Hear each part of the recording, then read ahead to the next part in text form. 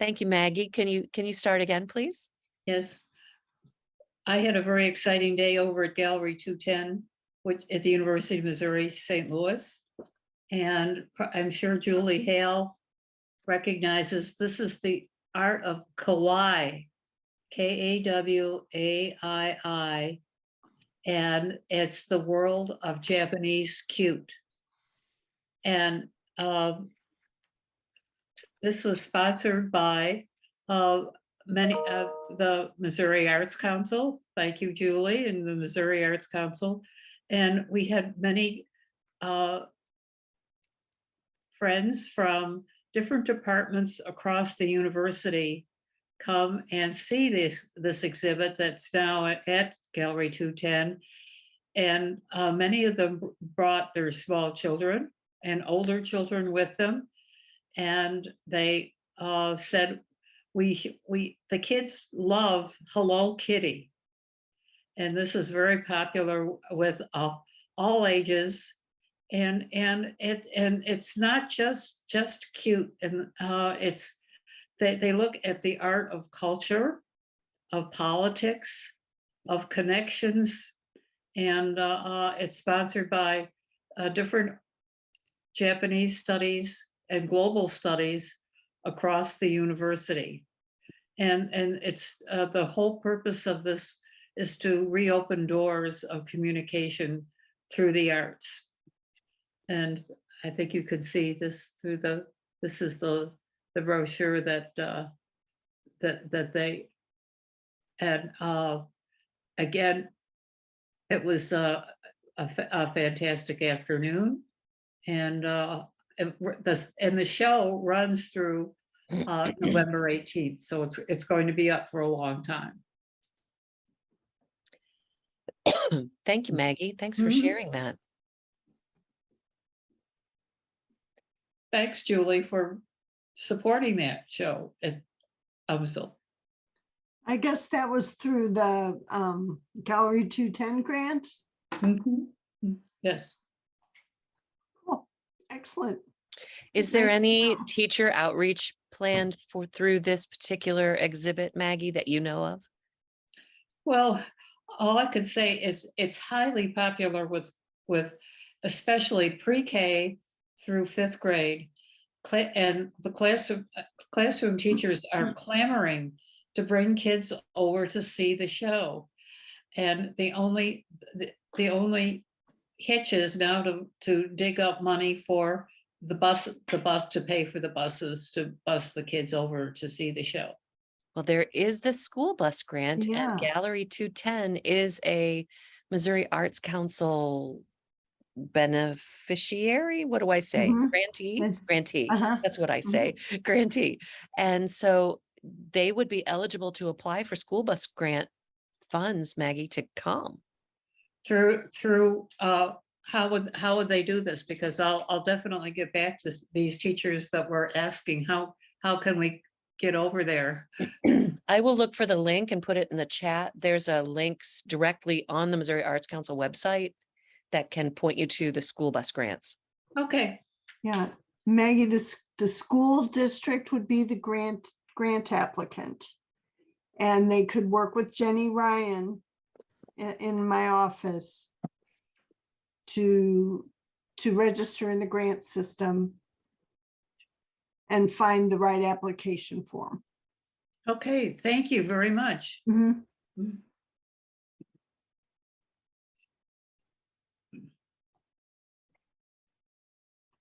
I'm hearing some bing bong sounds, but I was looking for the grant application form. It's Lauren Hanahan. Yay. So glad that you were here. We were sharing some successes right before you came, Lauren, but I'd like to introduce you at some point. So what I think I'll do is finish it and see if anybody else has something that they would like to share. And then when they're finished, I'll introduce you and let you meet everybody else that's here, if that's okay. Is there someone else who had something in particular, that a question they wanted to ask, or a success story that's happened recently that they want to share?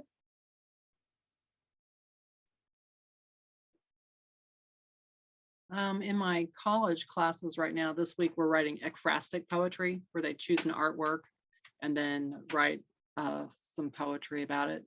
And they did last week just some free verse, just an original poem.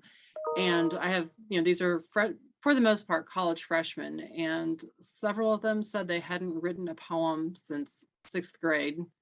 And even then, and it was just a haiku. So, so my victory is that they are writing some poetry. And so this week, the challenge is to now write about some visual art, so that's my news for the week. That is, I think that's great. Of course, I'm a big fan of poetry any which way. And, there are other English language arts teachers that I've spoken with that say poetry is very much neglected, generally speaking. Yeah. There just seem to be so many other priorities. Mhm. And so go you, make No. new haikus. Well, yeah, April's National Poetry Month, so that tends to be when people focus on poetry, but I really think it needs to be, it's kids love it, kids respond to it. You just have to encourage them to do it. You have to assign it, but that's okay. And there's Assigning gets it something done, that's okay. there, I don't know if it's just distinctive to me, but there's something so powerful in creating with the spoken word. Mhm. That process of creating poetry or finding poetry. I've done workshops and experiences through arts integration, actually, where there's well, never mind. I think I know we're going to experience this in just a minute. So I was just gonna say, I feel like I joined at the perfect time. with do the not. perfect I have to statement. say to myself, oh, I almost stole some thunder there. We don't want to go. No, Phyllis wanted me to introduce myself to the group, but I was like, there's no way I can talk about myself for 15 minutes. So I wanted to do something with you, and I'm gonna let you guys finish your conversation, but it is an interesting way to look at poetry in a non-threatening type of way to kind of like start that momentum and process. So I would be really curious to hear your thoughts after we go through a little lesson here together in a minute. Awesome. Thank you. Marissa or Stephanie, is there anything you wanted to ask or share today? Nope. Okay. I have dogs that may try to make their presence known, so like that. I am looking forward to incorporating more of the arts in with gifted education in a way to kind of bridge some of I feel like it's often forgotten, the A part of STEM for STEAM. So that's one of my goals for this year. Thank you so much, Marissa. And there may be people on the call today who can lend some support in that direction. It is something that I've observed, even schools that call themselves STEAM schools sometimes still have the arts in isolation, like in that rubric or that continuum I shared earlier, that they're kind of still doing their own fine arts siloed lane, and they're adjacent to, but not truly integrated into the STEM ecosystem in all places. So I'll go you, Marissa, more STEAM and STEM. She needs to come to our November 15th workshop for the gifted. Oh, And yeah. that's gonna be in St. Louis, correct? Actually, it's going to be online, I think, through the Gifted and Ooh. Talented Tuesdays. Mhm. Oh, hey, We are look, I having, need to check hers. and this might Yeah. be of interest to Stephanie too, artistic and autistic in that juxtaposition of gifts. When is this? November 15th. I think is it 3:00 p.m. or 4:00 p.m., Maggie? Do you remember the 3 time? o'clock.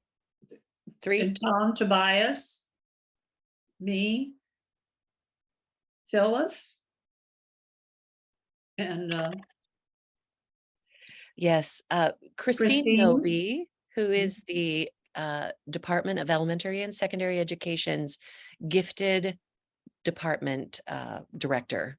a gifted director, gifted education director, I guess is her. I'm not sure what her title is actually, but she has sponsored similar to this, a professional learning network and professional learning opportunities for gifted teachers every Tuesday. Sometimes they are talking about departmental curricular sorts of things. Sometimes there are guest speakers who are coming in to share. And I think the first one of the month is always about space, because that's a particular love of Christine's, to have teachers, particularly teachers of gifted students, to embrace the work of NASA and other agencies that are dealing with interplanetary. You said it's on the 15th at 3. Yes, It's online. online. Mhm. Okay. And I so, don't actually get out until 3:45, so I'm not sure, but I'll see what I can do. okay, Stephanie, we'd love to have you. But she sponsors these regularly. And when she put out a call for presentations, and it's something that Maggie and Tom and I've been talking about for a while. So we signed up to do the November one, and we have one coming up in January too. That's actually going to be very visual arts focused, about the arts treasures at our state capitol. So anyway, those are coming up soon. And I think this is a great time for me to just introduce Lauren Hanahan, let you guys get to meet her. I'm super excited to be working with her. She is the Arts Integration Specialist for the Missouri Alliance for Arts Education. She has a day job, which is why she couldn't quite come at 4 o'clock, and also why we are shifting our meeting times to 4:30 beginning in January, so that Lauren can be present for all of those instead of just the last part of them. So super excited to have her. Lauren, would you mind sharing a little bit of your background and your bio, and then walk us through the learning experience that you have planned? Yeah, I will jump right in. I recognize some people on the call, and Marilyn, it sounds like you're at the college level. And then Stephanie and Marissa, could you just let me know maybe what you guys are teaching, just for some context? I have gifted from first grade on up through 12th, but the majority of my students originally had been middle school. Now it's more elementary students at this point. Okay. And I teach kindergarten through 8th grade special education. Okay, great. All right, well, I'm going to share my screen, and then, like I said, I'm going to talk a little bit about myself, and then definitely need to engage at some point, because I can't do too much talking. I am a previous first grade teacher, so so thank you guys so much for joining. I don't know if everybody's heard the news of what has happened in St. Louis today, but you know, whenever there's something that hits close to home, it's hard to not just rush home and be with your baby. So I appreciate everybody taking time to jump on this call with us, and continue learning and you know, doing what's best for your school babies. So a little bit about me. I've been in education for 11, 12 years at this point. I have been at a school in Fredericksburg, Virginia for all of my career, and started there as a kindergarten, first grade multi-age teacher, and then transitioned into a traditional first grade teacher. And that's where I really kind of built my confidence as a teacher and started exploring different avenues and opportunities for my students. And it was there that I learned about changing education through the arts, which is a program that's run through the Kennedy Center in DC. And I just was immediately hooked and fascinated, and had to soak up every little bit of training that I could through them. And while I was close by, I don't know if anybody's ever visited DC, but you know, it's an hour south where I was working, and that trip could take anywhere from 45 minutes to 3 hours to get to DC. So it was quite a commitment to take time to drive up for these trainings, but it was well worth it. And I learned a ton, and just became like a huge passion and inspiration for me in my teaching career. And I was asked after a few years to step out and become an instructional coach for our school and really build up our arts integration program, focusing on artist in residency programs, consistent professional development for our teachers and staff. I was able to do a lot of coaching cycles with staff members who were feeling a little eager and or felt really confident and just wanted some, to take more in. And also supported writing new curriculum to make arts integration, like Marissa, you said, like really focus on that A and bring the A into our, what was a STEM school, and then transitioned into a STEAM school through this time. So about a year ago, almost exactly, I moved to St. Louis because of these two little rascals here. These are my two nieces, and I kind of had that COVID epiphany of, what am I doing in Virginia? I've been here for a long time, but I don't really have any family close. It just kind of was the place that I landed. And while I loved my school and loved what I was doing, during that time of isolation, I just really had that thought of, I want to be able to pick my nieces up from school and like go grab ice cream. And we got to do that the first week of school this year, which was really exciting. So, I came here so that I could be with them more. But a bonus to that was that I also got to get really close with Phyllis and learn about this great organization and how I can help support arts integration practices here. And so please, I'll make sure to share my email with everybody at the end, but questions you have, exciting things that are going on that you are doing in your schools or colleagues are doing, please share with me. I'm so eager and excited to build a network and a community of teachers in the state. So, but enough about me. That's all I can do for now. Today, what I wanted to do was an activity called Blackout Poetry. And so just by looking at this title page here, I am going to have you guys kind of talk back and forth with me, pretend like we're teacher students. So what do you think it means to create a blackout poem just by looking at this picture? Text. And a marker. What else? Or pieces of paper, maybe. Blacking out what you don't want in the poem? Yeah. So basically what we're going to do is take a text that's already written and created, and then we are going to create something brand new from it. We're going to create a new poem. It might have new context. It might have a completely different meaning or undertone, but it's going to be something unique and special to us. This is a great way to introduce poetry or bring poetry back in. I'll pause on my teacher talk for a second and do some real talk. This is a kind of a non-invasive way to get students into poetry. Like at an elementary level, it's very intimidating, and it sounds like it can still be intimidating even up to the college level when you haven't done it in a while. So this is kind of a nice opportunity to, like, something's already there, it's already written, and we're just pulling out the pieces that we want to use to create something. So we're gonna dive in together, and then I'm gonna give you a chance to try one on your own.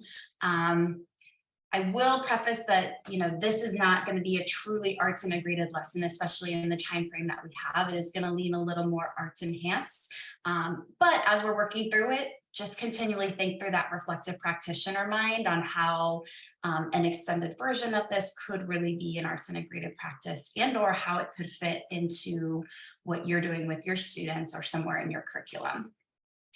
So I want to take a look at a couple examples, and I want you to think, what do you see here?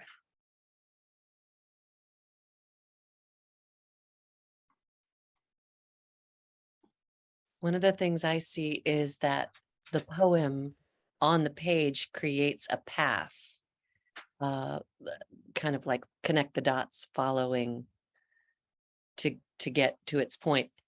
And I think that that's particularly effective when people might read them in a different order had those connection points not been there. Mhm.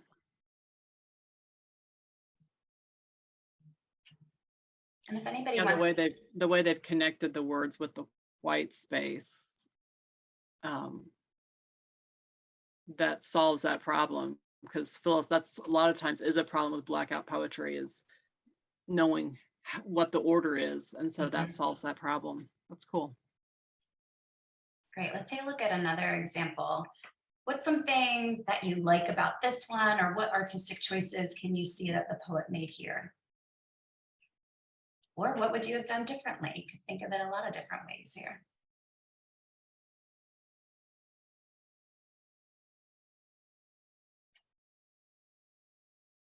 I would have loved to know what the original message was. I'm getting the impression that this originally may have been something written about something that maybe wasn't very successful, and they clipped out bits to kind of say, well, but, and make it a positive message. So I'd be interested. I think differently I would have either to have been shown the original and then this one side by side, or maybe made the blackout a little more or a little less opaque. I'm personally having such a strong connection to the Titanic when I read Right. the text, based on my knowledge of the musicians that played while the ship was sinking. It almost made me wish that the blacked out section took the profile of the ship, became the profile of the ship in some way. But Yeah. the black, only black is also very stark. Mhm. And the way it falls down the page is sinking, which is just a different kind of visual representation. Yeah, let's take a look at another one.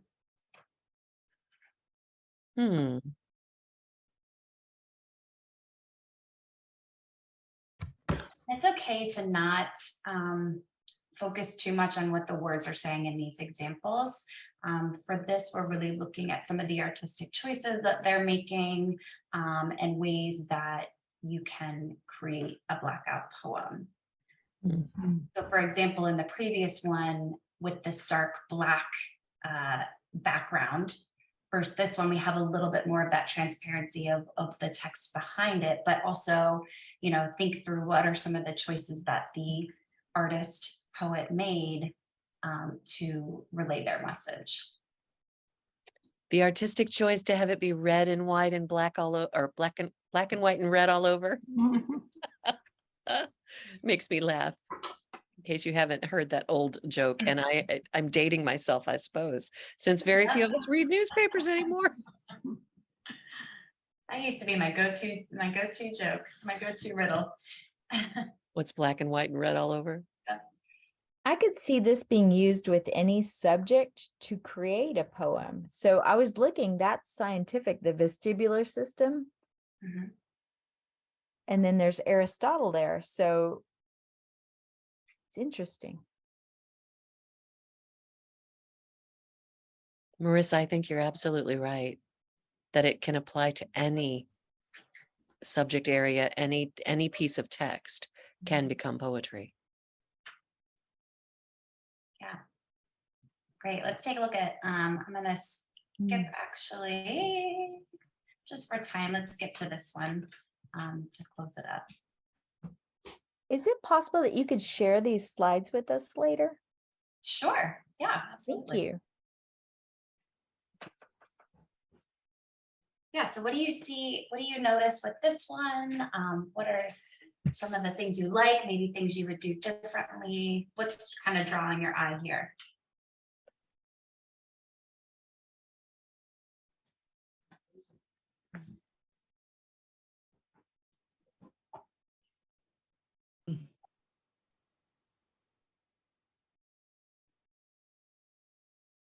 I do something similar to this where they repurpose old books. At first, it really bothered me to go to the library and get books that were pulled out of circulation, but then I realized they're just going to go in the trash if I don't reuse them like this.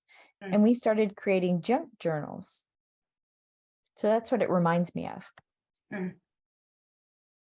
Very cool. I'm struck by the way that the text, which comes through the stem of the flower, provides so much texture to that particular part of the piece. Yeah, so choosing to leave that little bit of white space and have those letters kind of pop through versus just completely covering it up with that color. Absolutely. And look at the coloration on the petals, Mhm. you know, the gradation and the letters, combining color and lettering Mhm. and space.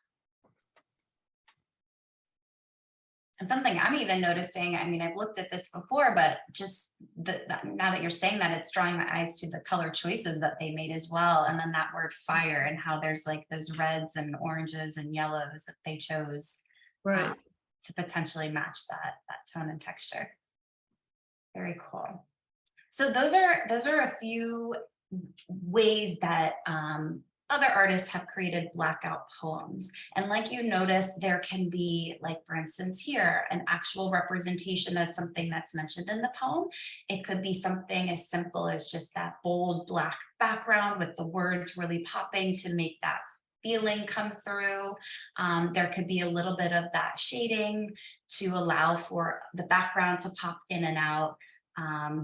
Or even like on this previous one, just as simple as highlighting the parts you want us to focus on and read and adding in that title to really like hone it in and wrap it all up.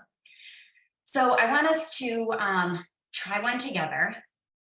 And as we're doing that, I want you to keep this quote in mind, because as we start, I think we're going to want to create something that matches the background text that I give you. And that doesn't necessarily have to be the case. So for instance, if I give you a like scientific book that we found at the library that was going to just get trashed and we want to repurpose it in some way, my poem doesn't have to be about science and what's on that page. It can be, but it doesn't necessarily have to be. Okay, so as we're looking through this, I want you to keep this in mind that, you know, I've never started a poem whose ending I knew. Writing a poem is discovery. So as we're working through, we're going to be discovering and pulling out pieces that connect with us and vibe with us, and we're going to see what comes out of it at the end. So I'm gonna switch screens here to pull up our poem. And actually the text we're going to start with for this practice is pulled from an article. And it is an arts integration article. So does that look okay? Is that easy enough to read on your end, or is it pretty small? It's good. That's fine. All right, so what we're going to do, I'm going to grab my little handy dandy highlighter tool here. And as we go through this, if a word jumps out to you, I want you to tell us, and I'm going to highlight it. And then we're going to kind of keep building off one another. So we'll get the first word, and then we'll keep reading. We'll find the next word that kind of pops out to us, and then the next word and the next word, until we feel like we've kind of come up with a complete poem, for instance. You can keep in mind that we can take endings off of it. So if you know, it's a plural word and it doesn't make sense to be plural in how we're building, we can take the S off or the ED or whatever. So let's get to creating here. Any words as you start reading through that jump out at you? Opportunities. So what would be a word that would make sense following this as we continue reading?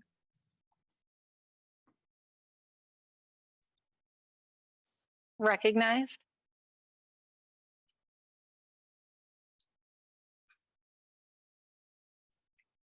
Potentials.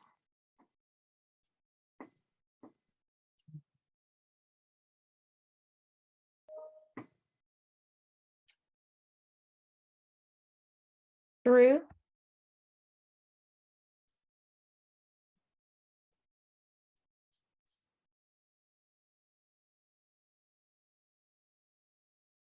Expectations. Maybe creative on that same line. For creative expectation?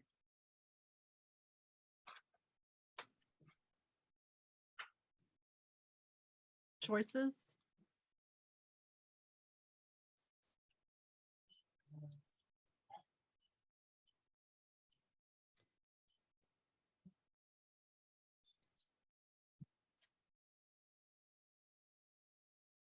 Confidence.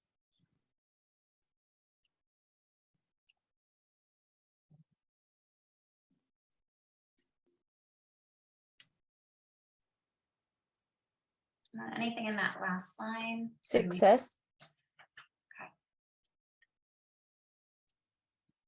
I'm going to read it as we've pulled it together to start, and then we can go back and see if we need to add in any kind of connecting words or language to make it flow. Right now it says, opportunities recognize potential through creative expectations, choices, confidence, success. What do you think?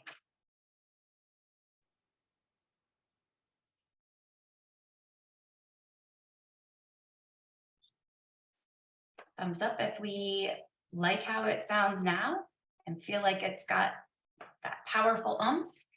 Thumb in the middle, maybe, if you're feeling like we could probably add in a thing or two. I kind of like the way it, Yeah, I me like too. it. I like how we have three things at the end: choices, confidence, success. Yeah. Okay, I'm going to read it one more time. Let's see. Opportunities recognize potential through creative expectations, choices, confidence, success. Feeling good? I'm pretty dang happy with that. It sounds pretty good, doesn't I it? think we did well. I think so too. What So a collaborative team. yes, Yes. if we think through that a little bit more, whoops, click the wrong thing here. What is this poem about to you? Like if we had to title this poem, what do you think it would be?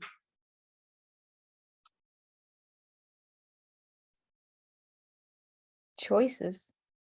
Mm.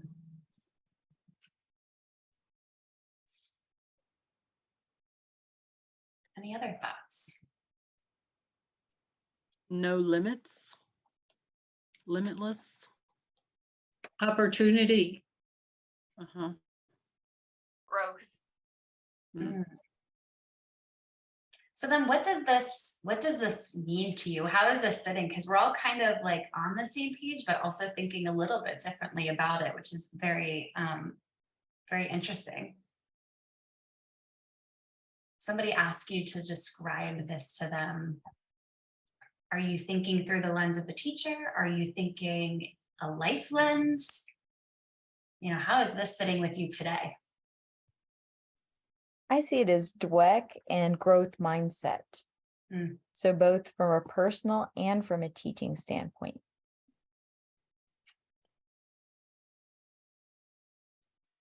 I kind of see it as, I just keep looking at that first phrase, opportunities recognize potential. And that sticks with me because a person may not know what they're capable of until they're given the opportunity to do it. So giving someone creative license and saying, try. Yeah. When you said that, it reminded me of the power of yet. Mhm. Hmm. That would be a good title. Yeah, yeah. Yet. And I am drawn to creative expectations. I think sometimes we get bogged down in identifying deficits so much Mhm. that recalling the power of just expecting creativity, and it happens. Guess what? Amazing. Mhm. To allow that space for it.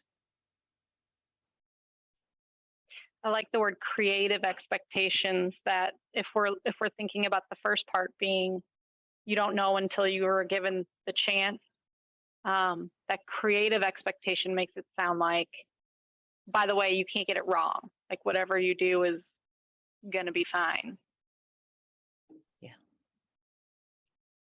And I like how you say that, because that really does kind of tie into this activity well, because they're really like, I want you to kind of just think of all the things you guys are talking about right now and how you're building off of each other's thoughts and conversations. And that's like kind of a big, powerful moment of this type of activity, is allowing that dialogue to happen within your classroom and amongst your students. And I was really hoping to give you guys a chance, but I'm looking at the clock and I'm realizing it's already 5 o'clock, which, like, where did the time go? We probably won't get to that, but I would love to just take a minute to kind of reflect on this activity with you. So I'm going to stop again. And then I'm going to share again. And I'm not going to read all of these, but just take a look at some of these reflection questions. And if there's any that, well, I guess some of them won't make sense now that I'm thinking. Yeah, because we didn't get to our own poems, but you know, think about our poem. We talked about a little bit about our favorite parts. You know, how do you see yourself using this strategy? I guess is our biggest question on here. But yeah. Hopefully that sparks some ideas in your head of ways to use it and connect it. And I do want to just end with this. If you don't have the Making Thinking Visible text, and if you haven't heard of artful thinking strategies yet, I will try to add it into the notes section of these slides when I send it out. It's a great free resource of, you know, quick kind of engaging activities like this that just get your students talking. And I love this idea of don't judge your success on how smoothly the lesson went, but what was revealed in your students' thinking. And I think even in our small group of just a few teacher educators today, like in the brief 5 minutes that we had a chance to kind of talk through our poem, like the things you guys were thinking and saying and connecting were really great. And I thank you for your time, and it was so great to meet you guys, and definitely able to answer any questions if you have them, but I also want to be respectful of your time here. Thank you, Lauren. It's been great to have you. Your very first main event as a co-presenter or presenter. Yes. Just excited to continue our work together. It's going to be awesome. So Yeah. that does bring our session to a close today, unless there are any last minute questions for Lauren or questions for me, or any final thoughts before we say farewell today. That was really interesting. I had never seen, I've done blackout poetry, but not virtually. So cool. Really. Yeah. I will say Jamboard, if you don't use Jamboard, I've taught it through Jamboard, which is a great tool for them to use. What I did was I have it, if we got to it, I was hoping I had it copied like 20 times in a Jamboard, and then I would just share that with you and say, find a page. If it's with students, I might say like each student has a number or Okay. something. And I say, find your number, and then that becomes their creative page. Cool. And then we kind of end it with like, a poetry slam, and they can all kind of read their unique poems or interpretations. And that's kind of where some of those reflection questions came from, of like, what did you like about what somebody else did? What would you have done differently? And it kind of opens up that dialogue even more on the artistic side and the choices that they made, as well as the meaning and connection and poem that they created. Right. Thank you. That was really great. Great. Any other questions or comments? I have a lot of ideas already. Thank you. Great. That's wonderful. Well, friends, I just want to remind you, our next main event is November the 28th, where we are featuring Andrea Brandstetter and Cecile Galuzzo. And then Marilyn, I don't have your picture up here yet, but I'm going to get it for the January 30th. And just a reminder again, when we meet next month, it'll still be at 4:00 on November 28th. But then starting in January, we'll have our start time be 4:30 p.m. And I am so looking forward. Whoops, I think I accidentally clicked the link. Sorry about that. Let's go back where we were.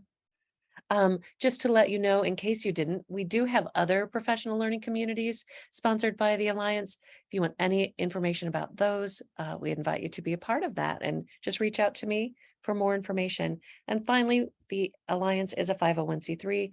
We do welcome donations from everyone and anyone at any time. And if there are people in your world that you think would like to support this, people in your experience, people in your network, please feel free to reach out to me, and I will be happy to get in touch with them to see if they would like to be a donor. If you need continuing education certificate, please let me know and I'll get that to you. And finally, there is a bit.ly link, which I'm going to place in the chat really quick, and it's also accessible through that QR code. I would love to have each of you respond to a very short survey. Where's my chat? There's my chat. And that's a link to the form. Only 3 questions, unless you've never filled out a form before. And then it does ask for some demographic information that some of our funders like to receive. Thanks for coming, everybody. I'm going to hang out if you want to ask me anything else for another few minutes. Otherwise, hope to see you next month at our next main event. Thank you. Bye, Thank you so everybody. much. Y'all have a Bye. good evening. Thank you.